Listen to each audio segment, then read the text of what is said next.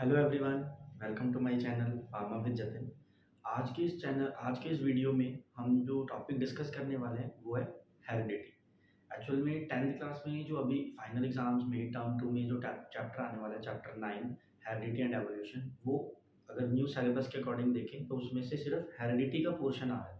जो एवोल्यूशन का टॉपिक है वो कट चुका है फॉर द ईयर 21-22 के लिए। 22 से 23 वाले जो स्टूडेंट्स जो न्यू बैच के होंगे उनके लिए शायद वो चैप्टर पूरा ही रहेगा। बट अभी हमें सिर्फ हेरिडिटी पोर्शन पे फोकस करना है इस चैप्टर के लिए, ठीक है। तो हेरिडिटी चैप्टर जो है, ये चैप्टर ऐसा है, इसमें आप जितना मर्जी लर्न कर लो, आपको ये तब तक समझ नहीं आने वाला जब तक आप इस चैप्टर को समझते हो। ये चैप्टर पूरा से और मतलब ये चैप्टर जो पूरा है ये सिर्फ अंडरस्टैंडिंग के बेस के ऊपर है। अब इस चैप्टर को हम अगर देखें तो ये पूरा जेनेटिक्स से डील करता है, यानी कि आपकी जीन्स के साथ हमारे करेक्टर्स कैसे पेरेंट्स से हमारे अंदर आते हैं, कुछ वेरिएशंस आती हैं, सारा चैप्टर उसके साथ डील करता है। तो जो सबसे इम्पोर्टेंट चीज़ है ना इस चैप्टर में, कि आपको कॉन्सेप्ट पता होना चाहिए। अगर आपको कॉन्सेप्ट पता है, वर्ड्स का मीनिंग पता है, देन आप इजीली आंसर कर सकते हो, अदरवाइज आप कंफ्यूज हो जाओगे। सो इस चैप्टर के लिए आपको सबसे पहली चीज़ है कि आपको कॉन्सेप्ट पता होना चाहिए। सो हम one by one topics discuss करेंगे, और ये चैप्टर के लिए ना मैं कॉन्टिन्यूटी में ही वीडियो बनाऊंगा। मैं इसके लिए अलग अलग पार्ट्स में नहीं बनाऊंगा। एक तो वैसे ही बस इसका एक हेरिडिटी का पोर्शन आ रहा है, और दूसरी चीज़ है कि अगर मैं पार्ट्स में बनाऊंगा तो आई थिंक आपको समझ में ना आए। तो इसलिए मैं एक ही फ्लो में वीडियो बनाऊँगा ताकि आपको ईज़िली ये चैप्टर का जितना पोर्शन हमने टर्म 2 के लिए कवर करना है, वो आपको ईज़िली समझ में आ सके। ठीक है? तो अब देखो, सबसे पहले चैप्टर का नाम ही क्या है? हेरिडिटी। तो हेरिडिटी वर्ड्स का मतलब, हेरिडिटी जो वर्ड है उसका मतलब आपको पता होना चाहिए। सबसे पहली चीज़ तो वही आ जाती है ना? तो अब हेरिडिटी वर्ड का मतलब क्या है? अगर हम सिंपल लैंग्वेज में बोले तो बेटा देखो, आपके पेरेंट्स में जो करैक्टर्स हैं, सपोज़ कुछ लोग बोलते हैं ना कि यार मेरी तो हाइट ना मेरे पापा पे गई है, या मेरा कलर कॉम्प्लेक्शन है वो मेरे पापा पे गया है, या मेरी आइज़ का कलर मेरे मदर के साथ मिलता है। तो ये जो करैक्टर्स हैं जो आपके पेरेंट्स के अंदर थे, वो आपके अंदर कैसे आ रहे हैं? अगर आ रहे हैं तो मतलब सिमिलर आ रहे हैं ना, और या कुछ कोई चेंज आ रहा है, तो वो जो प्रोसेस है, the process by which traits are inherited from parents to offsprings. देखो, ऑफस्प्रिंग का मतलब है जो न्यू जनरेशन है। ऑफस्प्रिंग, प्रोजेनी, न्यू जनरेशन, ये सारे सेम वर्ड्स हैं, है ना, synonyms you can say. Offspring का मतलब भी वही है, फ्यूचर जनरेशन, और you can upcoming generation. Progeny का मतलब भी वही है कि जो नेक्स्ट जनरेशन है, ठीक है, पेरेंट्स से जो बेबीज होंगे, that will be the offspring और प्रोजेनी। अब आपको सबसे पहले वर्ड का मतलब पता होना चाहिए हेरिडिटी का। मैंने आपको ऑलरेडी बताया, हेरिडिटी का मतलब क्या है कि जिस प्रोसेस के थ्रू आपके पेरेंट्स के जो कैरेक्टर्स हैं वो हमें पास ऑन होते हैं, उसको हम क्या बोलते हैं, या नेक्स्ट जनरेशन को पास ऑन होते हैं, उसको हम क्या बोलते हैं?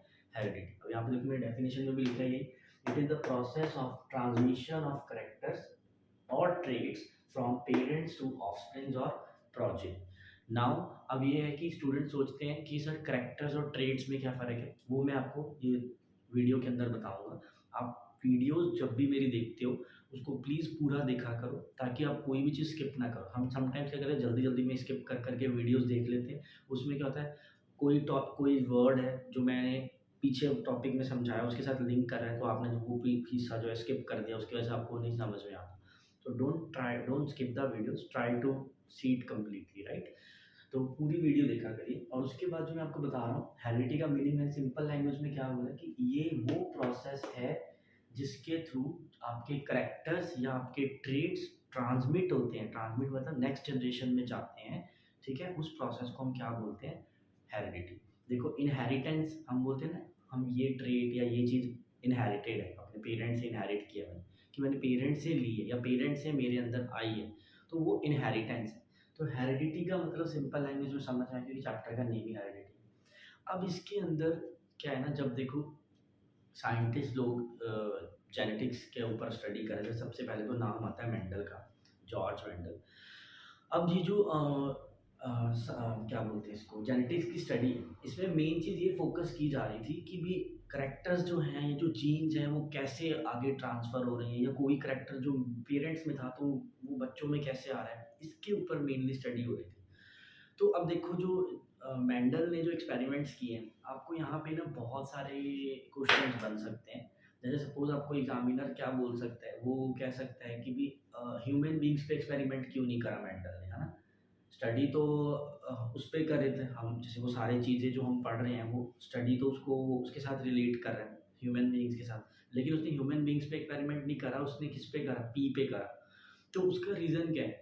देखो अगर वो ह्यूमन बीइंग्स पे एक्सपेरिमेंट करता ना तो एटलीस्ट एक पर्सन से, अगर एक ह्यूमन बीइंग की बात करूँ तो एक ह्यूमन बीइंग को एटलीस्ट पहले उसको प्यूबर्टी आती, प्यूबर्टी के बाद आप सब सपोज करो वो सेक्सुअली मैच्योर होता, ठीक है, पर्सन, उसके बाद जाके वो रिप्रोडक्शन करता है, फिर उससे बेबीज होते हैं एंड देन वो नेक्स्ट जनरेशन को स्टडी करता है। तो मतलब उसको ऑलमोस्ट 20 ईयर्स तक, अगर मैं मिनिमम अमाउंट भी बोलूँ ना, नंबर मिनिमम ड्यूरेशन भी बोलूँ, 20 ईयर्स तक मेंटल को एक जनरेशन के लिए वेट करना पड़ता। फिर एक जनरेशन आती, उसके बाद फिर उसके 20 ईयर्स के लिए वेट करना पड़ा। तो आप सोचो उससे पहले जो पर्सन साइंस स्टडी ही कर रहा है, जैसे मेंडल अगर स्टडी कर रहा है, अगर उसी की डेथ हो गई तो वो तो स्टडी बीच में रुक जाएगी ना। तो ह्यूमन बीइंग्स के अंदर ये स्टडी करना directly it was not possible, क्योंकि एक तो हमारा ड्यूरेशन बहुत टाइम है, इतनी जल्दी हम रिप्रोडक्शन नहीं कर सकते, राइट। तो ये चीज़ फिजिबल नहीं थी, रिप्रोडक्शन और यू कैन से दिस स्टडी। और वैसे भी ह्यूमन बीइंग्स के अंदर बहुत कॉम्प्लिकेटेड कॉम्प्लिकेटेड क्रोमोसोम, या यू कैन से जो हमारा जेनेटिक मटेरियल वो एकदम इतना ईजी नहीं है स्टडी करना। तो उसने सबसे पहले स्टार्ट ही इसीलिए पी से किया। अब क्वेश्चन सबसे पहले क्या पूछ लेता है एग्जामिनर, वो कहता है कि गार्डन पी ही क्यों, why he chooses garden pea, है ना। तो ये पहला क्वेश्चन बनता है, सबसे पहली चीज़ जो इस चैप्टर में बनती है वो यही बनती है कि उसने अगर करेक्टर चूज किया तो गार्डन पी ही क्यों किया, या गार्डन पी का साइंटिफिक नेम क्या है, पाइसम सैटिवम, ठीक है। Pisum is the genus and sativum is the species. तो मैंने यहाँ पे लिखा भी है और नीचे अंडरलाइन किया हुआ है। देखो पाइसम का पी कैपिटल है, आपको पता होगा ये, कि जो जीनस होता है उसका हम फर्स्ट लेटर कैपिटल लिखते हैं, और जो आपका स्पीशीज होता है उसको हम क्या लिखते हैं, स्मॉल लेटर से, ठीक है, स्मॉल अल्फ़ाबेट से सारे लिखते हैं और दोनों को अंडरलाइन करते हैं। तो गार्डन पी का नेम लिखा है पाइसम सैटिवम, और मैंने साथ में रीज़न भी बताया। बहुत सारे रीज़न हो सकते हैं, क्या बोलते हैं इसको, कि उसने क्यों चूज़ किया। बट हमें, अभी हम 10th में है ना एक्चुअली, तो हमें बस 10th के लेवल के अकॉर्डिंग उसको आंसर करना है। जब आप 12th में जाओगे तो आपको और भी ज़्यादा डिटेल मिलेगी। जो स्टूडेंट्स मेडिकल रखेंगे 12th में, 11th-12th में, तो उनको जेनेटिक्स आने वाली है 12th स्टैंडर्ड में, और उसमें आप कंप्लीट डिटेल पढ़ोगे इसके रिगार्डिंग, ठीक है। उसमें तो आप मेंडल के अलावा आगे जितनी स्टडी हुई है वो सब पढ़ोगे, लेकिन अभी आपको सिर्फ मेंडल के अकॉर्डिंग याद रखना कि अभी आपको 10th के एग्जाम्स देने, राइट। तो आप अभी सारे स्टूडेंट्स 10th में फोकस करो अपने, ओके। सो अभी देखो, सबसे पहले मैंने बोला कि जो आपका मेंडल का एक्सपेरिमेंट है गार्डन पी पे, उसने, मैंने सबसे पहले चीज पूछा why he choose garden pea, उसने गार्डन पी को ही क्यों चूज किया अपनी स्टडी के लिए। देखो जो गार्डन पी थी ना, एक तो वो प्लांट है, ठीक है। प्लांट के अंदर क्या है, मुझे सेल्फ पॉलिनेशन करवाना बहुत ईजी है, ज़रूरी नहीं है कि वहाँ पे मुझे क्रॉस पॉलिनेशन का वेट करना पड़ेगा। और जो आपका गार्डन पी था उसके अंदर सेल्फ पॉलिनेशन पॉसिबल थी, यानी कि इसका मतलब बाइसेक्सुअल फ्लावर था, राइट। तो उसके अंदर सेल्फ पॉलिनेशन पॉसिबल थी, इसलिए क्या चीज़ था, एक पॉइंट ये हो गया। अब ह्यूमन बीइंग्स के लिए तो हमें पहली बार, अगर ह्यूमन बीइंग्स के अंदर स्टडी करें तो हमें 2 मीटिंग चाहिए, राइट? 2 मीटिंग पर्सन चाहिए, एक फीमेल और एक मेल। लेकिन यहाँ पे हमें गार्डन पी में क्या था, हम सेल्फ पॉलिनेशन से रिप्रोडक्शन करवा सकते थे, पहला पॉइंट हो गया। दूसरा क्या था, जो गार्डन पी था ना, वो रिजल्ट्स हमें 3 to 4 मंथ्स में रिजल्ट्स दे देता था। तो मैंने सेकंड पॉइंट यही लिखा है। एक पॉइंट लिखा है मैंने, P plant can undergo self pollination, कि जो प्री प्लांट था, गार्डन पी प्लांट था, वो सेल्फ पॉलिनेशन ईजिली जा सकता था। और अगर मैं उसके रिजल्ट्स की बात करूँ कि अगर मुझे उससे रिजल्ट्स मिलने, जैसे मान लो उसकी रिप्रोडक्शन हुई, सीड बन गया, सीड को मैंने नेक्स्ट, सीड बन गया तो ऑब्वियसली क्या है, नेक्स्ट जनरेशन आ गई। अब सीड को आप ग्रो करोगे, जर्मिनेट करोगे, फिर 3 to 4 मंथ्स में आपको नेक्स्ट जनरेशन मिल जाएगी। तो ये रीज़न होने की वजह से क्या हो रहा था कि उसने गार्डन पी को सिलेक्ट करा। और भी बहुत सारे रीज़न है, जैसे गार्डन पी की प्योर वैरायटीज उस वक्त अवेलेबल थी। अब आप बोलोगे सर प्योर वर्ड क्या है, प्योर वर्ड का मतलब भी मैं आपको आगे वीडियो में समझाऊंगा कि प्योर वर्ड का मतलब क्या है, ठीक है। तो गार्डन पीस की प्योर वेराइटीज अवेलेबल थी, ठीक है। और उसके साथ साथ दूसरी चीज़ क्या थी कि गार्डन पी के अंदर ना क्रोमोसोम नंबर इतने ज़्यादा नहीं थे। जैसे ह्यूमन बींग्स के अंदर 23 पेयर्स है क्रोमोसोम की, यानी कि 46 क्रोमोसोम है ईच सेल में। अब 46 क्रोमोसोम्स की स्टडी करना बहुत डिफिकल्ट था। तो इसलिए अगर मैं पी की बात करूँ, गार्डन पी की, तो गार्डन पी में इतने ज़्यादा क्रोमोसोम्स का नंबर नहीं था, और इतने ज़्यादा क्रोमोसोम्स का नंबर नहीं था तो स्टडी करना ईजी था। अब दूसरी चीज़, एक और पॉइंट जो मैंने यहाँ पे लिखा है, देखो मैंने लिखा है pure varieties of P were available, एक पॉइंट मैंने ये लिख दिया। उसके बाद एक पॉइंट मैंने और लिखा है कि P plant showed easily detectable contrasting characters. क्या मतलब हुआ इसका कि उसके अंदर ना कॉन्ट्रास्टिंग करेक्टर्स इजीली अवेलेबल थे। चलो अब आपका वो वर्ड मैं क्लियर कर देता हूँ कि करेक्टर्स क्या होते हैं और ट्रेड्स क्या होते हैं। ये अलग अलग वर्ड्स हैं, इनको बच्चे क्या करते हैं साइमल्टेनियसली हम यूज़ कर लेते हैं, बट करेक्टर वर्ड अलग है, ट्रेड्स वर्ड अलग है। जैसे देखो, अगर मैं करेक्टर वर्ड बोल रहा हूँ, करेक्टर वर्ड का मतलब है प्लांट की हाइट। प्लांट की हाइट क्या है? करेक्टर है, एक करेक्टर है, ठीक है, उसका एक फीचर है। अब वो जो, अब उसको और क्लैरिफाई अगर मैं कहूँ कि प्लांट की हाइट क्या होगी, या तो टॉल होगी या शॉर्ट होगी, तो जो टॉल और शॉर्ट वर्ड मैंने बोला वो उसका ट्रेट है। क्लियर हुआ? प्लांट की हाइट एक करेक्टर है, और उसकी जो अल्टरनेट फॉर्म्स आ रही हैं दो, यानी कि या तो वो टॉल होगा, यानी कि वो जो करेक्टर है उसको अगर मैं और डिस्टिंग्विश करूं तो या तो वो टॉल है प्लांट, या फिर वो शॉर्ट है। शॉर्ट को हम ड्वार्फ भी बोलते हैं, DWARF, ड्वार्फ। तो प्लांट टॉल हो सकता है, ड्वार्फ हो सकता है, ये उसकी क्या हो गया, ये उसका क्या हो गया, ट्रेट हो गया। ठीक है, तो ट्रेट और करेक्टर में ये डिफरेंस है। क्रेट जो करेक्टर है आपका, वो आपका सिंपल मॉर्फोलॉजिकल फीचर जो हमें बाहर से दिख रहा है कि हाँ ये आपका प्लांट की हाइट की बात कर रहे हैं, तो ये करेक्टर हो गया। और जो आपकी, अगर उसकी मैं और डिटेल में चाहता हूँ वो करेक्टर क्या है, उसकी क्या टाइप्स है, सब टाइप्स जिसको हम बोलते हैं, कि ये चाहे तो टॉल है या ड्वार्फ है। ठीक है, अगर कलर की बात करूँ तो वो येलो या ग्रीन है, तो वो चीज़ क्या आ जाती है, वो आपका ट्रेट आ जाता है। तो मैंने यहाँ पे लिखा है कि पी प्लांट के अंदर इजीली डिटेक्ट होने वाले कॉन्ट्रास्टिंग करेक्टर्स अवेलेबल थे। ठीक है, जैसे आप अभी आपने अपनी बुक में देखा होगा, सीड का जो कलर है वो येलो और ग्रीन, सीड की शेप राउंड और रिंकल्ड दी हुई है, ठीक है, फ्लावर का कलर वॉयलेट और वाइट दिया हुआ है। तो इस तरह से क्या था, इजीली डिटेक्टेबल क्या है, जो करेक्टर्स थे, कॉन्ट्रास्टिंग करेक्टर्स थे। ठीक है, अब बात आ जाती है कि कंट्रास्टिंग का मतलब यहाँ पे पता है क्या है? कंट्रास्टिंग का मतलब है कि एक दूसरे के साथ जैसे ऑपोजिट में था कुछ ना कुछ, एक डोमिनेंट है तो एक रिसेसिव है। ये ऐसा नहीं कि कोई दो चीज़ें एक साथ ही डोमिनेंट थी। इसी चीज़ को हम बोलते हैं लिंकेज, जो मैंने पॉइंट यहाँ पे मेंशन नहीं किया है। बट लिंकेज का मतलब क्या होता है कि जो आपका पी प्लांट था ना, उसके अंदर जैसे ये नहीं है कि येलो कलर की जो सीड की शेप की, जो सीड के कलर की जो जीन्स हैं, वो सीड के शेप के साथ लिंक्ड नहीं थी। ऐसा नहीं था कि अगर राउंड सीड है तो उसके साथ हमेशा येलो ही होगा, या राउंड सीड के साथ हमेशा ग्रीन ही होगा। ऐसा कहीं पे भी मेंडल ने नहीं देखा था किसके अंदर, पी प्लांट के अंदर। तो ये भी एक इम्पॉर्टेंट पॉइंट है, उसने क्यों चूज़ किया था किसको, गार्डन पी को। वो फिफ्थ पॉइंट आप यहाँ पे लिख सकते हो। फिफ्थ पॉइंट क्या आ जाएगा यहाँ पे, अगर मैं मेंशन करूँ, मैं बता रहा हूँ कि there was no linkage between the genes of garden pea, है ना। और लिंकेज नहीं थी जीन्स के अंदर, जो गार्डन पी की जो जीन्स थी डिफरेंट डिफरेंट करेक्टर्स की, वो आपस में लिंकेज शो नहीं कर रही थी। लिंकेज का मतलब मैंने क्या बताया कि किसी एक करेक्टर की जो जीन है वो दूसरे करेक्टर के साथ लिंक्ड नहीं थी, उसके साथ यू कैन से उस पर डिपेंडेंट नहीं थी। कि जैसे अगर राउंड है सॉरी, अगर राउंड सीड है तो ये ज़रूरी नहीं है कि उसके साथ हमेशा येलो ही होगा। राउंड के साथ ग्रीन भी हो सकता है, राउंड के साथ येलो भी हो सकता है। तो ये इंडिपेंडेंट थे एक दूसरे के साथ, ये लिंक्ड नहीं थे, लिंक्ड नहीं थे ये। ठीक है, ये आपको ध्यान रखना है। इसी के ऊपर आपको क्वेश्चंस भी आएंगे। देखो मैं इस वीडियो के अंदर आपको क्वेश्चंस, टॉपिक्स सब कवर कर, सो प्लीज़ वीडियो को ध्यान से समझना और अच्छे से देखना, क्योंकि आई थिंक अगर ये 40-50 मिनट्स की भी वीडियो बनती है ना, तो देखो 40-50 मिनट्स में आपका एक चैप्टर कंप्लीट रेडी हो जाता है, जिससे आप इजीली क्या कर सकते हो, इस चैप्टर को पढ़ सकते हो। ठीक है, तो अभी आपको सबसे पहली चीज़ समझ में आई, हेरिडिटी क्या है, जिसकी वजह से एक प्रोसेस है सबसे पहले तो, जिसकी थ्रू क्या है, जो पेरेंट्स से जो करेक्टर्स हैं या जो ट्रेड्स हैं वो आगे ट्रांसफ़र होते हैं नेक्स्ट जनरेशन में। फिर मैंने बताया कि मेंडल ने ऑब्वियसली जेनेटिक्स की हेरिडिटी के बारे में स्टडी करना, देखा कि डिफरेंट डिफरेंट की करेक्ट ऐसा क्यों हो रहा है कि पेरेंट्स से कौन से करेक्टर्स कैसे पास हो रहे हैं, यानी कि मैकेनिज्म उसने देखा।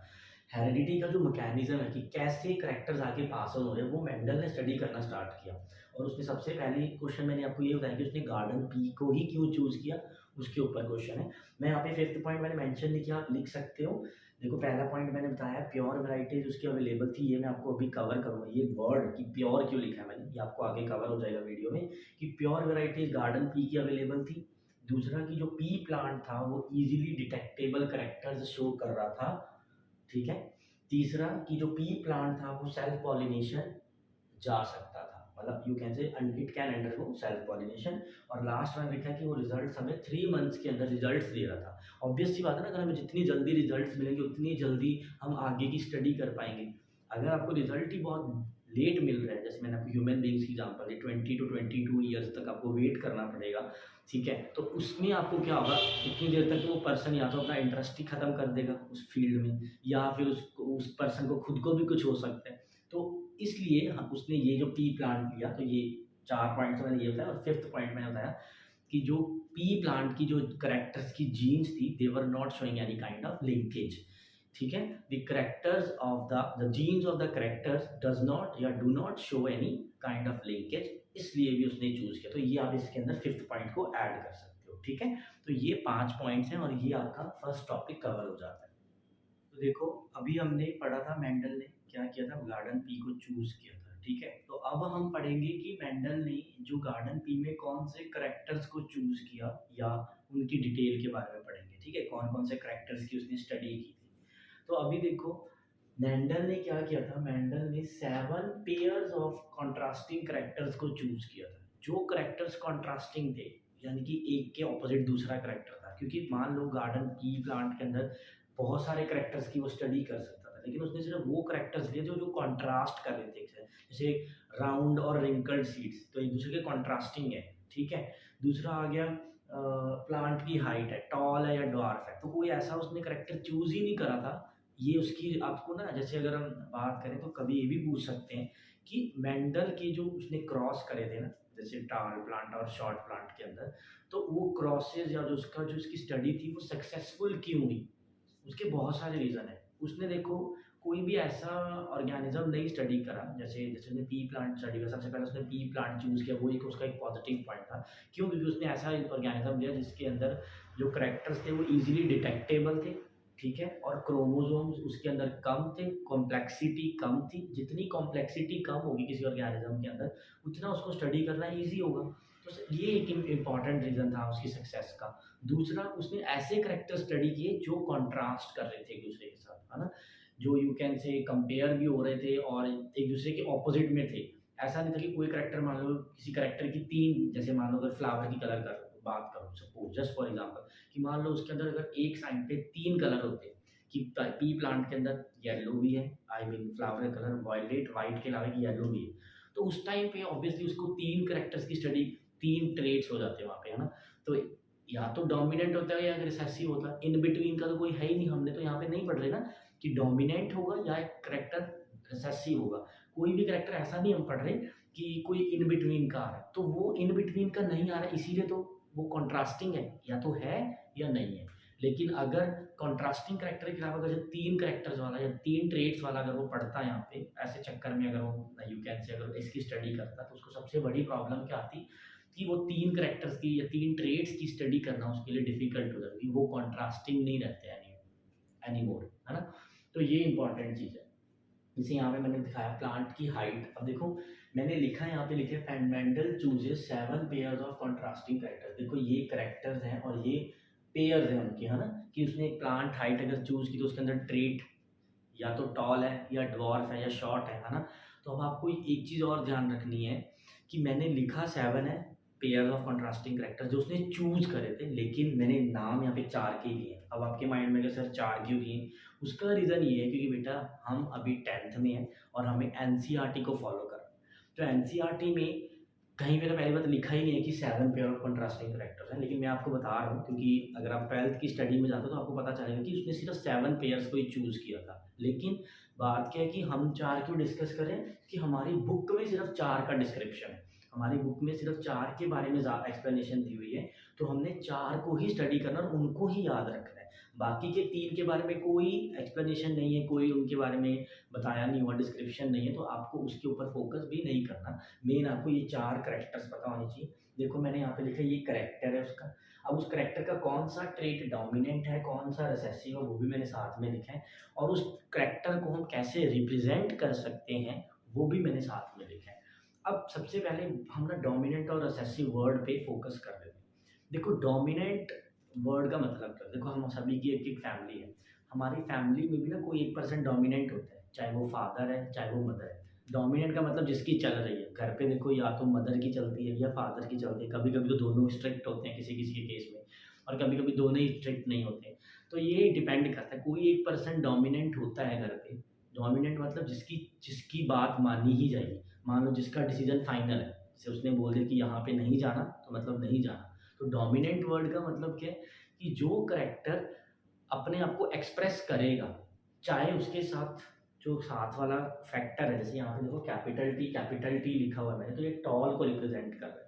तो डोमिनेंट करेक्टर क्या है, वो अपने आप को हर हालत में एक्सप्रेस करता ही करता है, चाहे उसके साथ में उसका कंपेनियन जो पड़ा है वो, जैसे अब यहाँ पे मैंने कैपिटल टी लिखा है, अगर यहाँ पे मैं एक टी कैपिटल टी को हटा के एक स्मॉल टी भी कर देता हूँ ना, तब भी एक जो प्लांट है वो क्या रहेगा, डोमिनेंट ही रहेगा। क्यों? क्योंकि उसके अंदर एक जो फैक्टर है टी पड़ा है, कैपिटल टी पड़ा है। तो डोमिनेंट करेक्टर या डोमिनेंट ट्रेट वो ट्रेट होता है जो अपने आप को हमेशा एक्सप्रेस कर सकता है। रिसेसिव अपने आप को सिर्फ तभी एक्सप्रेस कर सकता है, जैसे मान लो एक पर्सन है जिसकी घर पे तो नहीं चलती है, ठीक है, अब वो अपने दोस्तों के साथ है, लेकिन वहाँ पे वो अच्छे से बात करे क्योंकि उसकी सेम एज के हैं, और मतलब कोई ज़्यादा ऐसा वो ऐसा नहीं कर सकता, क्योंकि अगर घर पे क्या हमारे से कोई बड़ा भी है तो हमें उसकी रिस्पेक्ट भी करनी है और हमें डर भी लगता है। तो वहाँ पे डोमिनेंस हम नहीं शो कर सकते अपने फ्रेंड्स के अंदर। हम डोमिनेंस तो डोमिनेंस नहीं, मतलब वहाँ पे क्या है कि हम थोड़े कंफर्टेबल हो जाते हैं। तो यहाँ पे देखो, शॉर्ट प्लांट यानी कि जो रिसेसिव ट्रेट है वो सिर्फ तब भी एक्सप्रेस कर सकता है अगर उसका कंपेनियन नहीं है, जो उसके ऊपर राज कर रहा है, जो उसके ऊपर अपनी हुकूमत जमा रहा है, वो पर्सन अगर नहीं है, तो शॉर्ट जो रिसेसिव करेक्टर है या रिसेसिव ट्रेट है वो अपने आप को एक्सप्रेस कर पा रहा है। ठीक है, तो ये ध्यान रखना है। अब मैंने यहाँ पे इसीलिए लिखा है करेक्टर क्या है, प्लांट हाइट, तो उसमें से डोमिनेंट ट्रेट क्या है, टॉल, और रिसेसिव ट्रेट क्या है आपका, शॉर्ट। ठीक है, और फ्लावर कलर, अच्छा उसको अब रिप्रेजेंट कैसे करते हैं, देखो कैपिटल टी से हम टॉल को रिप्रेजेंट कर रहे हैं, स्मॉल टी से हम शॉर्ट को रिप्रेजेंट कर रहे हैं। फ्लावर कलर क्या है, फ्लावर कलर अगर वॉयलेट है तो डोमिनेंट होगा, अगर रिसेसिव है तो वाइट होगा। सीड की शेप, राउंड है तो डोमिनेंट, रिंकल्ड है तो रिसेसिव। सीड का कलर अगर हम देखें येलो है तो डोमिनेंट, ग्रीन है तो रिसेसिव। सबके साथ साथ उनकी जीन्स को हम कैसे लिखते हैं, जैसे येलो के लिए हम कैपिटल वाई जीन्स ले रहे हैं, ग्रीन के लिए हम स्मॉल वाई लेते हैं। राउंड के अंदर कैपिटल आर है, रिंकल्ड के अंदर स्मॉल आर। वॉयलेट के लिए कैपिटल वी भी आप ले सकते हो क्योंकि बुक में ये मेंशन नहीं है, ठीक है, और कैपिटल डब्ल्यू भी ले सकते हो, और वाइट के लिए स्मॉल वी या स्मॉल डब्ल्यू, इट्स अप टू यू। ठीक है, आपको अगर ऐसा क्रॉस बनाने के लिए आ जाए, अदरवाइज आपको बस ये कैरेक्टर्स पता होना चाहिए। अगर आपको ये चीज़ ध्यान में रहेगी ना, तो आपको पेपर में क्वेश्चन का आंसर करना और भी इजी हो जाएगा। तो सबसे पहले ये 4 कैरेक्टर्स हैं जो आपको स्टडी करने हैं, इनके बारे में आपको पता होना चाहिए। आई होप आपको ये चीज़ क्लियर हो गई है।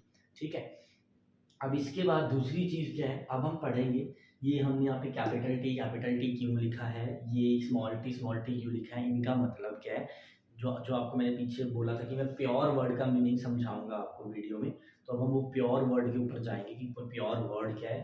ठीक है, तो अब हम इसके आगे की स्टडी करते हैं। ठीक है,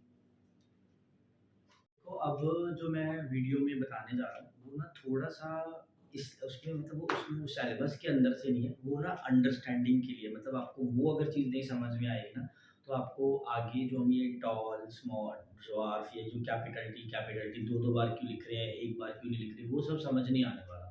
ठीक है, तो ये समझना ज़्यादा ज़रूरी है। ये समझ में आएगा तो आपको जेनेटिक्स आधी से ज़्यादा समझ में आ जाएगी कि क्या होता है। ठीक है, अब देखो, सबसे पहले हमें ये पता है कि हम ह्यूमन बीइंग्स हैं, we all are human beings. जैसे हम जो लोग वीडियो देख रहे हैं इस वक्त, आई होप सारे ह्यूमन बीइंग्स ही देख रहे होंगे।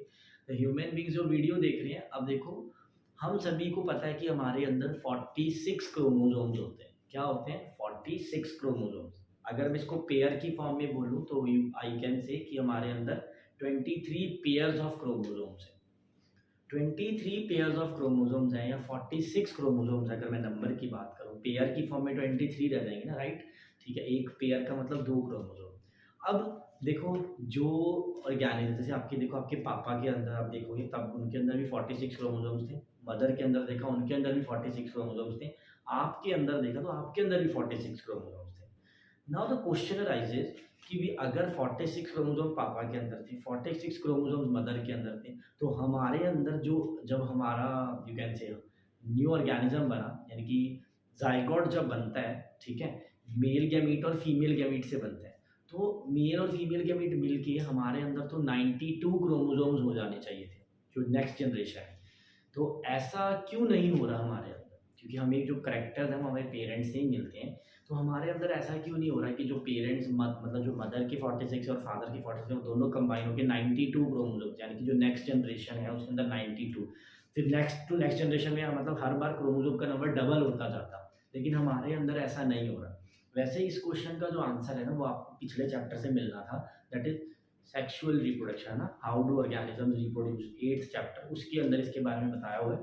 बट आपको वहाँ पे अगर नहीं पता तो अब आपको ये चीज़ पता होनी चाहिए कि हमारे अंदर जो 46 क्रोमोसोम्स होते हैं ना बेटा, उसमें से अगर मैं फादर की बात करूँ तो सिर्फ फादर के अंदर क्या है, जैसे मैंने यहाँ पे लिखा है 23 पेयर है, और 23 पेयर में से 22 पेयर्स तो उसके नॉर्मल क्रोमोसोम्स है फादर के, और एक्स और वाई उसका सेक्स क्रोमोसोम है, क्योंकि ये डिपेंड करता है जेंडर डिटर्मिनेशन में, कि अगर एक ऑर्गेनिज्म के अंदर, यानी कि अगर एक ह्यूमन बीइंग के अंदर एक्स और वाई क्रोमोसोम प्रेजेंट है, इसका मतलब वो ह्यूमन बीइंग मेल होगा। उसके अंदर 22 पेयर्स तो नॉर्मल क्रोमोसोम्स होंगे, वही 22 क्रोमोसोम्स एक फीमेल के अंदर भी होंगे, और वही 22 पेयर ऑफ क्रोमोसोम एक मेल के अंदर भी होंगे, लेकिन उन दोनों को अलग अलग कौन कर रहे हैं, सिर्फ एक ये पेयर एक्स वाई का। एक्स वाई अगर होगा तो वो मेल होगा, एक्स एक्स होगा तो वो फीमेल होगा। तो यानी कि 22 पेयर और यू कैन से 44 क्रोमोसोम तो दोनों तरफ हैं, मेल में भी और फीमेल भी। और जो बाकी के ये जो मेन क्रोमोसोम जिसको हम सेक्स क्रोमोसोम्स बोलते हैं, जो सेक्स डिटरमिन करते हैं, यानी कि जेंडर एक ऑर्गेनिज्म का डिटरमिन कर रहा है, वो आपके हो गए एक्स और वाई या एक्स एक्स। तो फीमेल के अंदर एक्स एक्स क्रोमोसोम होता है और मेल के अंदर एक्स एंड वाई होता है। अब देखो यहाँ पे क्या है कि जब गैमीट्स बनते हैं, अगर मैं गैमीट्स क्या है कि ये वो सेल्स हैं जिनके कंबाइन होने से न्यू ऑर्गेनिज्म बनेगा। तो गैमीट्स जैसे मेल के अंदर गैमीट होता है स्पर्म, फीमेल के अंदर गैमीट होता है ओवम या फिर एग, ठीक है, जो एवरी मंथ एक फीमेल प्रोड्यूस करती है उसको हम बोलते हैं ओवम या फिर एग। अब वो जो एग है ना बेटा, देखो अगर जब आपका ये गैमीट फॉर्मेशन का प्रोसेस होता है ना, तो सबसे इंपॉर्टेंट चीज़ आपको क्या ध्यान रखनी है कि उस वक्त आपका जो क्रोमोसोम का नंबर है ना वो हाफ हो जाता है। समझ रहे हो? क्रोमोसोम का नंबर हाफ हो जाता है, यानी कि जैसे अगर मैं यहाँ पे बात करूँ 23 पेयर 46 क्रोमोसोम्स है ना, तो 46 में से 23 अलग और 23 अलग, यानी कि आपके जो पेरेंट्स के क्रोमोसोम्स हैं, आपको अपने एक ही पेरेंट्स से सारे करेक्टर्स नहीं आते।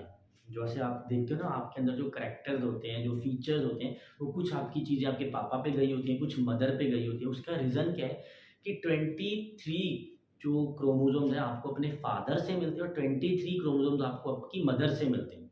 ये चीज़ समझ में आ रही है क्या कि मदर के पास 46 क्रोमोसोम थे, फादर के पास अपने 46 क्रोमोसोम थे, लेकिन जब उनसे गैमीट्स बने कि मदर ने जब अपना मदर का जब एग प्रोड्यूस हुआ तो उसके एग के अंदर सिर्फ 23 क्रोमोसोम्स रह गए, और फादर ने जब अपने स्पर्म्स प्रोड्यूस किए तो उसके अंदर भी क्या रह गए 23 क्रोमोसोम्स। अब ये स्पर्म और जो आपका एग है ये फ्यूज़ करेंगे, फर्टिलाइजेशन होगी, तो अब देखो 23 मदर के 23 फादर के कंबाइन हो तो कितने हो गए 46। तो इस तरह से जो हमारा हमारी जो बॉडी है, या यू कैन से जो ये जेनेटिक्स में क्या हो रहा है कि हमारे जो क्रोमोसोम का नंबर है वो रिस्टोर्ड रह रहा है, रिस्टोर्ड रह रहा है ना, कि 46 अगर पेरेंट्स में थे तो 46 ही नेक्स्ट जनरेशन में है, प्रोजेनी में है, वो नंबर बढ़ नहीं रहा, वो डबल नहीं हो रहा है। ऐसा क्वेश्चन आया भी हुआ है कि ह्यूमन बींग्स इस प्रॉब्लम को, यानी कि जो ऑर्गेनिजम्स हैं वो इस प्रॉब्लम को कैसे सॉल्व कर रहे हैं, कि अदरवाइज तो क्रोमोसोम का नंबर हर एक नेक्स्ट स्पीशीज में डबल होते जाना चाहिए, क्योंकि क्रोमोसोम नंबर क्या है 46 पेरेंट मदर के अंदर है, 46 फादर के अंदर है, कंबाइन होकर तो 92 हो जाना चाहिए। लेकिन गैमीट्स बनने से पहले ही क्रोमोसोम का नंबर क्या हो जाता है, हाफ हो जाता है। अगर क्रोमोसोम्स का नंबर हाफ हो जाएगा तो ऑब्वियस सी बात है क्या होगा उसमें, क्रोमोसोम का नंबर हाफ होने से आप जो नेक्स्ट जनरेशन है उसके अंदर क्रोमोसोम्स रीस्टोर हो जाएंगे, जितने मतलब पेरेंट्स में थे उतने ही मदर या फादर, जितने जितने मदर और फादर में थे उतने ही न्यू जनरेशन में होगी। तो हमें जो हमारे अंदर करेक्टर्स हैं वो 23 क्रोमोसोम्स जो हैं वो हमें हमने हमारे हमारे फादर से मिलते हैं, और बाकी 23 क्रोमोसोम्स हमें हमारी मदर से मिलते हैं, यानी कि ये दोनों के क्रोमोसोम्स मिला के हमारे 46 क्रोमोसोम्स होते हैं। ठीक है, अब हम इसकी थोड़ी सी डिटेल पढ़ते हैं कैसे। देखो जैसे ये एक नॉर्मल फादर है, ये एक नॉर्मल मदर है। अब इसने क्या करना है, सपोज ये मैच्योर हो चुका है पर्सन, ठीक है। अब इसने ये दोनों मैरिज हो चुकी है, ये मेल है ये फीमेल है, इनकी मैरिज हुई। अब इनके अंदर जब रिप्रोडक्शन होगी तो इनके अंदर सबसे पहले गैमीट्स बनेंगे। जैसे सपोज इसके अंदर जो स्पर्म बन रहे हैं ना, उसके अंदर 22 प्लस एक्स, और यहाँ पे मैंने लिख दिया 22 प्लस वाई, ठीक है। ये आपका एक क्रोमोसोम का सेट, मतलब ये स्पर्म्स है, या आई विल से गैमीट्स है। ये गैमीट्स हैं इसके फादर के। इसी तरह अगर मैं फीमेल की बात करूँ, इसके अंदर तो सिर्फ यही होगा 22 प्लस एक्स, दूसरा भी 22 प्लस एक्स, क्योंकि दोनों सेम ही है, राइट। अच्छा ये ध्यान रखना है, सेक्स क्रोमोसोम्स के अलावा जो क्रोमोसोम्स बचते हैं ना, उनको हम बोलते हैं ऑटोजोम्स। क्या बोलते हैं? ऑटोजोम्स। यानी कि अगर मैं यहाँ पे देखूँ 22 पेयर जो हैं, इनको मैं बोलूँगा ऑटोजोम्स। इन क्रोमोसोम्स का नाम होता है, इनको हम बोलते हैं ऑटोजोम्स। और ये जो एक्स वाई हैं, इनको हम बोलते हैं सेक्स क्रोमोसोम्स। ये आपके सेक्स क्रोमोसोम्स हैं, तो ये ध्यान रखना है। अब यहाँ पे देखो, ये गैमीट्स हो गए, स्पर्म हो गया, ये आपके एग्स हो गए। फीमेल्स के अंदर तो एग्स प्रोड्यूस होते हैं। अब यही ध्यान रखना है आपको कि देखो फीमेल के अंदर तो एक ही तरह का गैमीट है, या तो मतलब सिर्फ एक्स ही है, 22 प्लस एक्स 22 प्लस एक्स, क्योंकि ये 44 45 46 ये क्रोमोसोम्स हैं फीमेल के अंदर। 46 क्रोमोसोम जो मैंने आपको बताया ह्यूमन बींग्स के अंदर होते हैं, उसमें से 22 प्लस एक्स और 22 प्लस एक्स, मैंने क्या बोला था, क्रोमोसोम का नंबर हाफ हो जाता है जब गैमीट्स बनते हैं। अब ये चीज़ पूछी जाती है कि ये गैमीट्स ये क्या हाफ कैसे हो, इसको हम ये हाफ होते हैं, एक प्रोसेस है सेल डिवीजन का जिसको हम बोलते हैं मियोसिस। ये आपके 8th चैप्टर की सेक्सुअल रिप्रोडक्शन जहाँ से स्टार्ट, 8th चैप्टर में जब हाउ डू ऑर्गेनिज्म रिप्रोड्यूस वाला चैप्टर आप पढ़ोगे, उसमें आप जब सेक्सुअल रिप्रोडक्शन का टॉपिक पढ़ते हो ना, जहाँ से सेक्सुअल रिप्रोडक्शन स्टार्ट होती है, उस पेज को टर्न करोगे, उसी पेज की बैक साइड पे सेकंड पैराग्राफ में ये लिखा हुआ है मियोसिस के बारे में, कि ऑर्गेनिजम्स अपना नंबर रिस्टोर कैसे करते हैं, by the process of meiosis. वो क्या करते हैं, जो गैमीट्स हैं ना उनके मतलब जब उनके गैमीट्स प्रोड्यूस होने होते हैं तो उनको अपना क्रोमोसोम नंबर हाफ कर लेते हैं मियोसिस के प्रोसेस से। मियोसिस क्या है, एक सेल डिवीजन का प्रोसेस है जिसमें क्या होता है, क्रोमोसोम्स का नंबर हाफ हो जाता है। देखो अगर मेरे मान लो यहाँ पे चोट लगी, मेरे यहाँ पे सेल्स बनेंगे, मेरे यहाँ पे अगर चोट लग रही है तो यहाँ पे जो सेल्स डेवलप हो रहे हैं, तो उनके अंदर मुझे क्रोमोसोम का नंबर हाफ चाहिए नहीं, उनके अंदर मुझे नॉर्मल सेल्स चाहिए भाई। तो वहाँ पे नॉर्मल सेल्स चाहिए, तो वहाँ पे जो सेल डिवीजन होगी ना, वो माइटोसिस होती है। जो नॉर्मल सेल डिवीजन है उसको हम बोलते हैं mitosis, MITOSIS, that is mitosis, normal cell division. Normal cell division इसमें क्या है, आपका क्रोमोसोम नंबर सेम रहता है, क्रोमोसोम नंबर रिमेन्स सेम। यहाँ पे क्रोमोसोम नंबर सेम रह रहा है, ये माइटोसिस है। मियोसिस में क्रोमोसोम नंबर क्या हो जाता है, हाफ। यहाँ पे भी एक सेल से दो ही सेल बन रहे हैं, ये एक सेल था, इससे दो सेल बन गए, ठीक है। तो ये आपका मियोसिस है, क्यों? क्योंकि यहाँ पे क्रोमोसोम का नंबर हाफ हो गया। माइटोसिस में क्रोमोसोम का नंबर सेम रहता है, नॉर्मल सेल डिवीजन होती है, एक सेल से दो सेल बने तो क्रोमोसोम का नंबर सेम रहेगा, वहाँ पे क्रोमोसोम का नंबर डबल नहीं होगा, ये ध्यान रखना है। और मियोसिस में सेल तो दो में डिवाइड हो जाएगा, लेकिन वहाँ पे क्रोमोसोम का नंबर हाफ हो जाएगा, ठीक है। अब माइटोसिस में माइटोसिस का दूसरा नाम होता है इक्वेशनल डिवीजन। इक्वेशनल है ना, क्योंकि क्रोमोसोम का नंबर पहले जितना था उतना ही बाद में था, इक्वल रहे क्रोमोसोम का नंबर, इसलिए इसको बोलते हैं इक्वेशनल डिवीजन माइटोसिस को। मियोसिस को हम बोलते हैं रिडक्शनल डिवीजन, यानी कि इसमें क्रोमोसोम का नंबर रिड्यूस हो रहा है, और कितना रिड्यूस हो रहा है, हाफ, तो इसलिए इसको मियोसिस को हम रिडक्शनल डिवीजन बोलते हैं। अब मैंने जो आपको बताना था वो ये था कि देखो ये मेल के अंदर गैमीट्स थे, स्पर्म 22 प्लस एक्स या 22 प्लस वाई, क्योंकि मेल के अंदर दो तरह के स्पर्म हो सकते हैं, एक्स क्रोमोसोम वाले भी, वाई क्रोमोसोम वाले भी।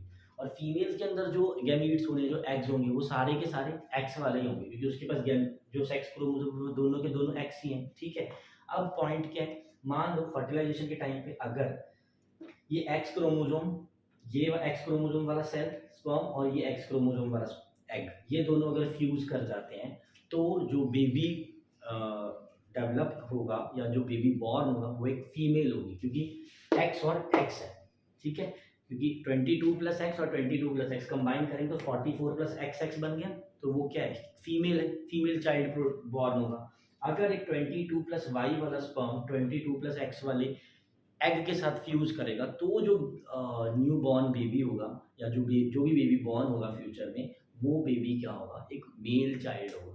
क्यों? क्योंकि उसके अंदर एक्स और वाई क्रोमोजोम है। तो आप यहाँ पे ध्यान से देख रहे हो ना कि 22 क्रोमोजोम मदर से आ रहे थे, 22 क्रोमोजोम हमारे पास फादर से आ रहे थे, ठीक है। और अगर वाई क्रोमोजोम है तो वो हमारा फादर से आया हुआ, और एक्स क्रोमोजोम हमारा मदर से। यानी कि अगर मैं मेल हूँ तो मेरे अंदर जो एक्स क्रोमोजोम है वो मेरी मदर का है, और जो मेरे अंदर वाई क्रोमोजोम है वो मेरे फादर का है, ठीक है। और बाकी के जो 22 क्रोमोजोम है, 22 मेरे मदर से आए हैं, 22 मेरे फादर से आए हैं। उसके बाद अगर मैं बात करूं आपके फीमेल्स की, तो फीमेल्स के अंदर क्या होता है, 22 क्रोमोजोम्स उनके भी आपके मदर से और 22 फादर से, प्लस उनके जो सेक्स क्रोमोजोम है वो एक्स एक्स है ना, तो वो उनमें भी एक एक्स क्रोमोजोम आपके फादर से आया और एक एक्स क्रोमोजोम आपके मदर से आया। तभी लड़कियों में भी यही होता है ना कि कुछ करेक्टर्स हैं जो उनके उन फादर पे डिपेंड करते हैं। वो क्यों डिपेंड करते हैं? क्योंकि उनका जो मेन एक एक्स क्रोमोजोम है, सेक्स क्रोमोजोम, वो एक कहाँ से आया हुआ है, उनके फादर से, और एक एक्स क्रोमोजोम उनके मदर से आया होता है। तो ये ध्यान रखना है हमें, ठीक है। कि अब यहाँ पे देखो, ये चीज़ आपको इतनी क्लियर हो गई ना कि इस तरह से क्रोमोजोम्स का नंबर क्या है कि हम इस रिस्टोर हो जाता है। अब क्रोमोजोम का नंबर रिस्टोर हो गया। अब इसके आगे देखो, मैं आपको एक चीज़ समझाने वाला हूँ।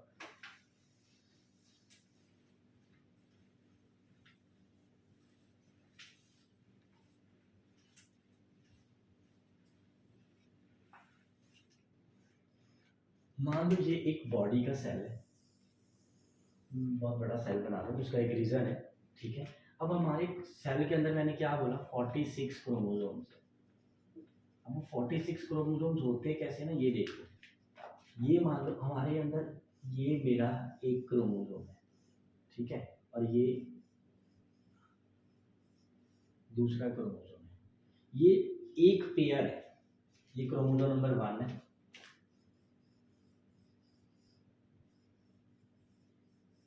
ये क्रोमोजोम नंबर 2 है,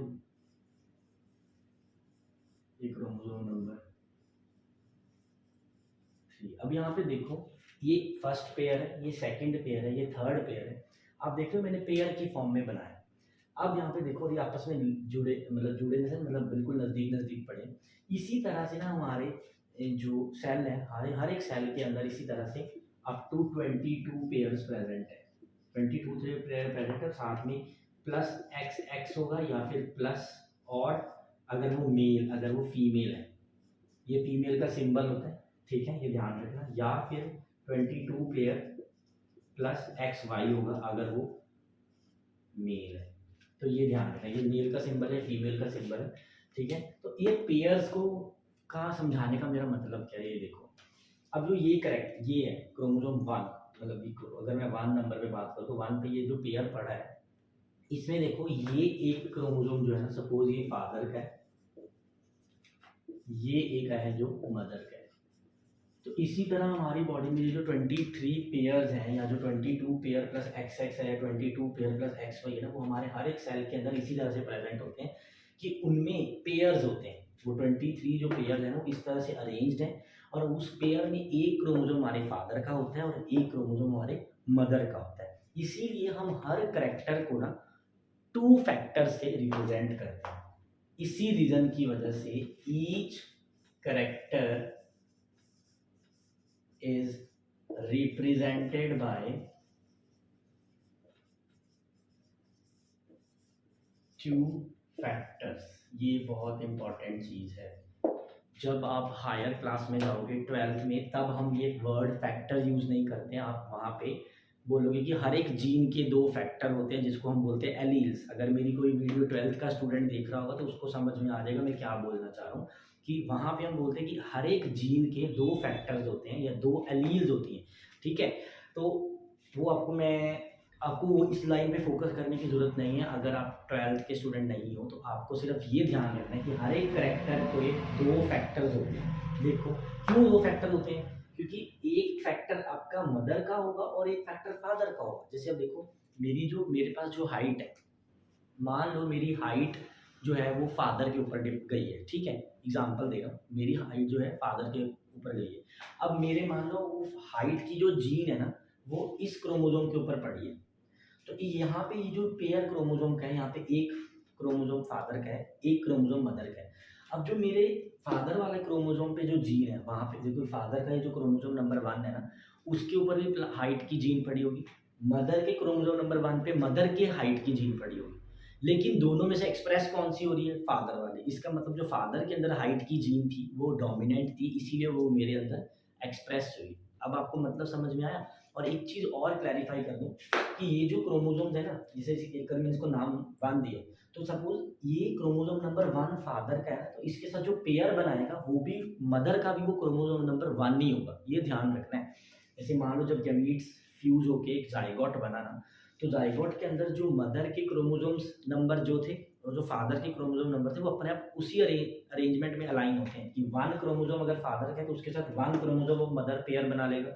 सेकंड क्रोमोसोम अगर फादर का, उसके साथ सेकंड पेयर ऑफ सेकंड जो क्रोमोसोम है वो मदर का आ जाएगा। इस तरह से पेयर्स होते हैं, और इस तरह के क्रोमोसोम के पेयर को हम बोलते हैं homologous pair of chromosomes. Homologous pair of chromosomes.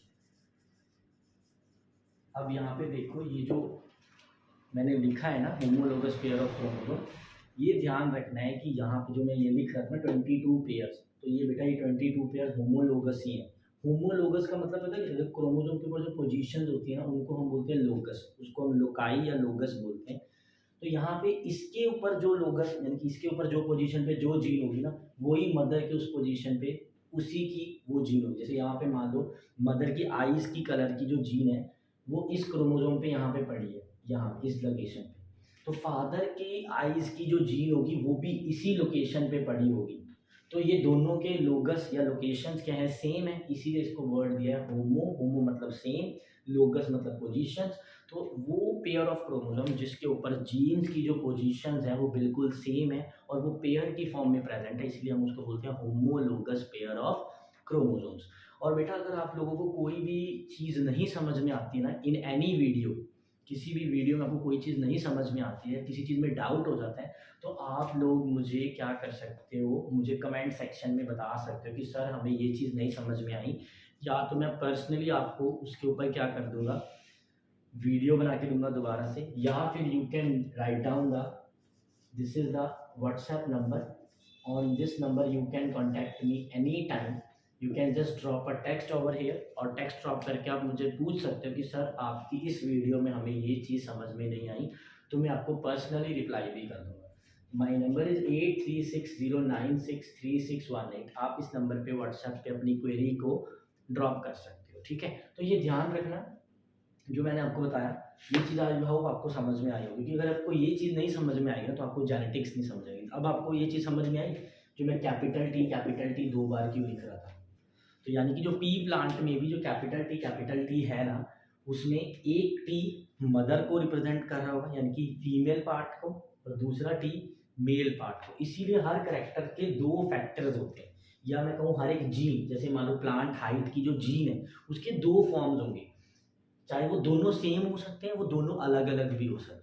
जैसे मैंने आपको बताया कि अगर मान लो मेरी मदर की हाइट जो है वो कैपिटल स्मॉल एक्स से मैंने डिनोट कर, और मेरे फादर की जो हाइट है वो कैपिटल एक्स से मैंने डिनोट कर रहा हूँ रिप्रेजेंट करने के लिए। तो जो मदर की हाइट है और फादर की हाइट की जीन सपोज इस क्रोमोसोम पे यहाँ पे प्रेजेंट है, दोनों की हाइट, ठीक है, यहाँ यहाँ प्रेजेंट है, मतलब जीन्स प्रेजेंट है। तो ये देखो हाइट करेक्टर एक है, उसकी 2 जीन्स है मेरे पास, तो ये, और उसकी जो अल्टरनेट जीन है इसको हम बोलते हैं अलील। 12th के लिए है, आपको नहीं याद रखना। आप हम उसको कैसे रिप्रेजेंट करते हैं कि 12th में ना, आई मीन 10th में ना, कहीं पे भी अलील वर्ड यूज नहीं हुआ, तो हम उस लाइन को मैंने इसीलिए 10th के अकॉर्डिंग समझाया। Each character is represented by 2 factors. हर एक करेक्टर की 2 फैक्टर्स होते हैं, वो आपको पता होने चाहिए। जैसे यहाँ पे प्लांट की हाइट या टॉल है, जो टॉल करेक्टर के लिए क्या है, आपकी 2 जीन्स है, कैपिटल, जैसे यहाँ पे मैंने दिखाया कैपिटल टी, या तो दोनों ही सेम है या दोनों अलग भी हो सकते हैं। अब यहाँ पे देखो, अगर फादर के पास कैपिटल एच है, मदर के पास स्मॉल एच है, लेकिन मेरे अंदर हाइट फादर की है, तो इसका मतलब कैपिटल एच वाला जो करेक्टर था ना वो डोमिनेंट था, और जो मदर के पास जो जीन थी ना उस करेक्टर की वो रिसेसिव थी, इसीलिए वो मेरे अंदर एक्सप्रेस नहीं करी। तो this is the main thing जो आपको ध्यान रखनी है। और इसी तरह हमारे अंदर 23 जो 22 पेयर है ना क्रोमोसोम्स के, वो इसी तरह अरेंज होते हैं, और साथ में एक्स सेक्स क्रोमोसोम्स होते हैं, फीमेल के अंदर एक्स एक्स और मेल के अंदर एक्स और वाई। ठीक है, तो ये चीज़ है आपको जो ध्यान रखनी है। मैं बार बार 22 पेयर्स क्यों बोल रहा हूँ, क्योंकि वो आपके ऑटोजोम्स हैं, सेक्स क्रोमोसोम्स अलग से लिखे हैं मैंने, ये ध्यान रखना। अब ये मत समझो कि सर गलत बोल रहे हैं कि सर बार बार 22 पेयर वर्ड यूज़ कर रहे हैं। मैं 22 पेयर वर्ड यूज़ करने का मेरा रीज़न यही है कि 22 पेयर्स मेरे पास जो है वो क्या है, ऑटोजोम्स है, प्लस एक्स एक्स क्या है आपके सेक्स क्रोमोसोम्स है। तो ये यहाँ तक आपको आई होप समझ में आया कि होमोलोगस पेयर ऑफ क्रोमोसोम्स क्या है, और हम हर एक करेक्टर के 2 फैक्टर्स क्यों ले रहे हैं, क्योंकि हर एक करेक्टर के हमारी बॉडी में 2 फैक्टर्स ऑलरेडी प्रेजेंट हैं। एक उसी करेक्टर का एक फैक्टर मदर से आया हुआ है, उसी करेक्टर का एक फैक्टर हमारे फादर से आया हुआ है। जैसे मैं अगर आइस की जीन की बात करूँ, आइस की जीन भी सोचो, हेयर कलर की बात करूँ, तो हेयर कलर एक करेक्टर है, उसकी 2 जीन्स है मेरे बॉडी में, एक जो मेरे को मदर से मिली होगी, एक जो मेरे को फादर से मिली होगी। सपोज अगर मेरी मदर के कलर जो है वो ब्राउन है और फादर के कलर जो है वो ब्लैक है, और सपोज अगर मेरे कलर भी ब्राउन होते, तो यानी कि वो जो दोनों जीन्स मेरी बॉडी में थी एक ही करेक्टर की, हेयर कलर एक करेक्टर है, उसकी 2 जीन्स प्रेजेंट है, एक फादर के क्रोमोसोम पे है और एक मदर के क्रोमोसोम पे है, और वो दोनों में से अगर मेरी बॉडी में ब्राउन कलर एक्सप्रेस होता मेरे हेयर का, तो इसका मतलब कि मेरी जो मदर की जो ब्राउन कलर की जो जीन है ना वो डोमिनेंट है मेरे ब्लैक कलर के ऊपर, तो इसीलिए मेरे कलर क्या है, हेयर का ब्राउन है, मतलब एग्जांपल दे रहा हूँ। तो ये आपको ध्यान रखना है। तो इसका मतलब होमोलोगस पेयर ऑफ क्रोमोसोम्स पे जो जीन्स होती हैं वो एक ही करेक्टर की 2 जीन्स होती हैं, इसीलिए हम हर करेक्टर को 2 से रिप्रेजेंट करते हैं। ये चीज़ आपको क्लियर हुई। और मैंने आपको ये भी बता दिया कि क्रोमोसोम का नंबर हाफ कैसे होता है, जब गैमीट्स बन जाते हैं उस टाइम पे क्रोमोसोम का जो सेल्स है बॉडी के गैमीट फॉर्मेशन के टाइम पे दे अंडरगो मियोसिस। जब मियोसिस में जाते हैं तो उससे क्या होता है, क्रोमोसोम नंबर हाफ हो जाता है, और फिर जब दोनों पेरेंट्स के गैमीट्स कंबाइन करते हैं तो दोबारा से क्रोमोसोम नंबर रीस्टोर हो जाता है, जिसकी वजह से ह्यूमन बींग्स के अंदर या किसी भी ऑर्गेनिज्म के अंदर क्रोमोसोम नंबर डबल नहीं होता। तो ये प्रॉब्लम मियोसिस की वजह से सॉल्व हो रही है। ऐसा क्वेश्चन अगर आपको कहीं मिलता है तो आप वहाँ पे मियोसिस के थ्रू उसकी एक्सप्लेनेशन दोगे, ठीक है। और स्टिल अगर आपको कोई डाउट आता है तो आप मुझे कमेंट सेक्शन में या मुझसे वो क्वेरी पूछ सकते हो, या मुझे व्हाट्सएप पे पर्सनल मैसेज ड्रॉप कर सकते हो, ठीक है। तो ये चीज़ है जो आपको ध्यान में रखनी है कि होमोलोगस पेयर ऑफ क्रोमोसोम्स क्या है और क्यों हमने यहाँ पे 2 फैक्टर्स लिए थे। अब इसके साथ साथ मैं एक और चीज़ तुम्हें बताता हूँ, जो प्योर वाली मैंने बात की। अगर एक करेक्टर के दोनों फैक्टर्स सेम है तो वो क्या होगा, एक प्योर करेक्टर होगा। क्या होगा, यानी कि वो जो है एक प्योर करेक्टर कह सकते हो, या प्योर ब्रीड है, या उस पर्टिकुलर करेक्टर के लिए उसके पास जो सेम सेट ऑफ जीन्स है ना, उस करेक्टर को हम प्योर बोलेंगे। तो कैपिटल टी क्या प्योर करेक्टर है। अगर ये कैपिटल टी और स्मॉल टी वाला करेक्टर प्रेजेंट होता है किसी के अंदर, तो ये प्योर नहीं है, क्योंकि देखो यहाँ पे एक करेक्टर एक्स्ट्रा पड़ा है, मतलब एक करेक्टर है, क्योंकि यहाँ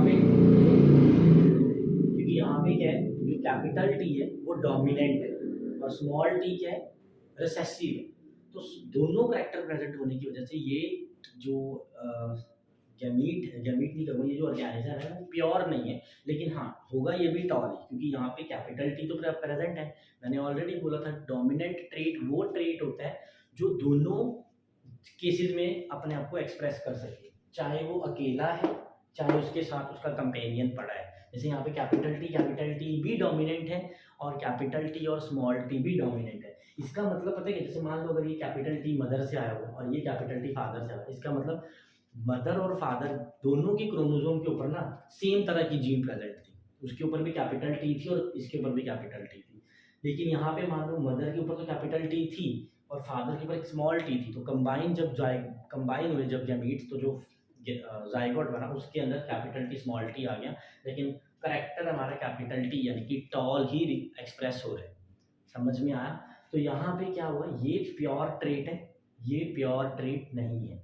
अब इनको हम बोलते हैं क्या, ये भी देख लेते हैं। इस जायगोट में क्या है, दोनों करेक्टर सेम है, तो इस तरह के कॉम्बिनेशन को हम बोलते हैं होमोजाइगस। जाइगस वर्ड यहाँ पे जाइगोट को रिप्रेजेंट करे, होमो मतलब सेम। अगर दोनों फैक्टर्स किसी भी करेक्टर के सेम हैं एक जाइगोट के अंदर, तो उसको हम होमोजाइगस बोलेंगे। होमोजाइगस का मतलब, मैं अगर इसको एक्सप्लेनेशन करूं, if both the factors of a character are same, ये मैंने देख लिया। होमोजाइगस का मतलब अगर दोनों फैक्टर्स किसी भी करेक्टर के सेम है तो उसको हम क्या बोलेंगे, होमोजाइगस। होमो मतलब सेम, जाइगस मतलब जाइगोट। अगर जाइगोट के अंदर दोनों सेम करेक्टर्स प्रेजेंट है। फैक्टर क्या था, करेक्टर क्या है आपका, टॉल, ठीक है, और वो दोनों फैक्टर्स उसके जो कैपिटल टी जो प्रेजेंट है यहाँ पे, वो दोनों क्या है, सेम है, तो वो होमोजाइगस है। और अगर मैं हेट्रोजाइगस की बात करूँ तो हेट्रोजाइगस क्या है, हेट्रोजाइगस हो गया आपके if both the factors of a character are different. अगर दोनों करेक्टर किसी भी फैक्टर के, दोनों फैक्टर्स एक करेक्टर के अलग अलग हैं, तो उसको हम क्या बोलते हैं, बताओ जरा, उसको हम क्या बोलेंगे, हेट्रोजाइगस। तो होमोजाइगस और हेट्रोजाइगस का क्लैरिफाई होना बहुत जरूरी है। तो यहाँ पे जो जो एक्सप्लेनेशन मुझे लग रहा था रिक्वायर्ड थी वो मैंने आपको बता दी। होमोजाइगस क्या था, देखो ये चैप्टर की अंडरस्टैंडिंग होने के लिए आपको ये चीज़ें पता होंगी, बहुत ज़रूरी है। ये चीज़ें पता होंगी तो अब आपको चैप्टर के आगे जो, अब आपको चैप्टर ना हार्डली मतलब फिंगर टिप्स पे यू कैन से समझ में आ जाएगा, क्योंकि आपको रट्टा नहीं मारना पड़ेगा ना। You don't have to cram it कि यहाँ पे क्या कैपिटल टी हम दो दो क्यों ले रहे हैं, कहीं पे तीन तीन ले रहे हैं, कहीं पे चार चार ले रहे हैं, ऐसा कुछ नहीं होता। इसका भी एक रूल है, लॉजिक है, जो हमने यहाँ पे स्टडी करा। होमोलोगस का मतलब कि हर एक जो क्रोमोसोम है वो पेयर की फॉर्म में प्रेजेंट होता है, तो वो होमोलोगस हो गया। होमोजाइगस का मतलब अगर वो जो करेक्टर है उसकी जो दोनों फैक्टर सेम है, तो इसका मतलब वो क्या हुआ, होमोजाइगस हुआ।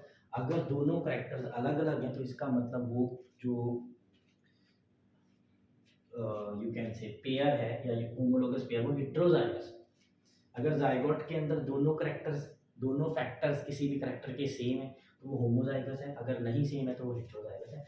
अब इस सिचुएशन को हम देख लेते हैं एक बार और, मैं थोड़ी सी एक्सप्लेनेशन आपको और दे दूँ ताकि आपको ये और ज़्यादा अच्छे से क्लियर हो जाएगा।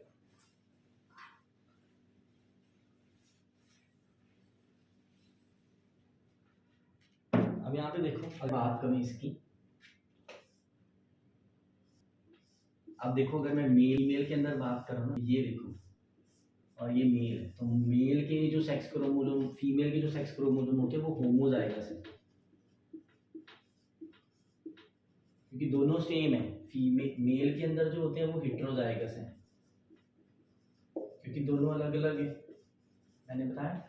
अब है तो सेक्स क्रोमोसोम सेक्स डिटर्मिनेशन के लिए, लेकिन अगर दोनों सेम है तो होमोजाइगस पेयर है, ये हेट्रोजाइगस है। अब यहाँ पे देखो इसी तरह अगर मैंने कैपिटल टी लिखा, ये होमोजाइगस हो गया, ये कैपिटल टी और स्मॉल टी लिखा, ये हेट्रोजाइगस हो गया, क्योंकि करेक्टर तो क्या था, टॉल था, आई मीन प्लांट की हाइट थी, तो वो इससे भी रिप्रेजेंट करे जा रहा है, इससे भी रिप्रेजेंट कर रहा है, लेकिन यहाँ पे उसके साथ एक ऑल्टरनेट जो फैक्टर पड़ा है वो अलग है। अब देखो अगर मैं ये लिख रहा हूँ ना, तो ये क्या है, रिसेसिव है, लेकिन ये है तो होमोजाइगस ना। अब यहाँ पे मैंने ऐसे लिख दिया, ये भी क्या है, हेट्रोजाइगस ये, बट यहाँ पे स्टिल टॉल ही रहेगा, क्योंकि टी आपका डोमिनेंट है स्मॉल टी पे। इसी तरह अगर देखो मैं यहाँ पे आर लिखूँ, ये डोमिनेंट है, डोमिनेंट है, और ये क्या है आपका, होमोजाइगस है। और अगर मैंने ये लिखा, ये क्या आपका रिसेसिव है। तो ये चीज़ें आपको क्लियर हो जानी चाहिए कि होमोजाइगस क्या है, हेट्रोजाइगस क्या है, होमोलोगस पेयर क्या है।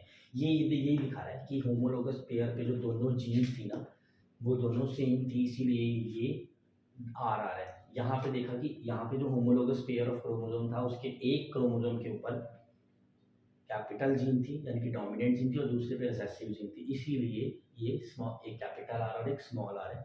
अब आपको ये होमोलोगस पेयर का मीनिंग क्लियर हो गया होगा, होमोजाइगस वर्ड का मीनिंग क्लियर होगा, हेट्रोजाइगस वर्ड का मीनिंग क्लियर हो गया होगा। कुछ नहीं समझ में आया है तो you can ask me in the comment section. तो प्लीज़ मुझे कमेंट में बताया करो, आपको कोई सजेशन देना है, कोई चीज़ आपको लग रही है कि सर ये हमें दोबारा से एक्सप्लेन कर दो, या अगर आपको कोई चीज़ अच्छी लगती है तो प्लीज़ वो मुझे कमेंट सेक्शन में ना बता दिया करो। एंड अब मैं इसके आगे आपको चैप्टर की डिटेलिंग और समझाता हूँ, ठीक है।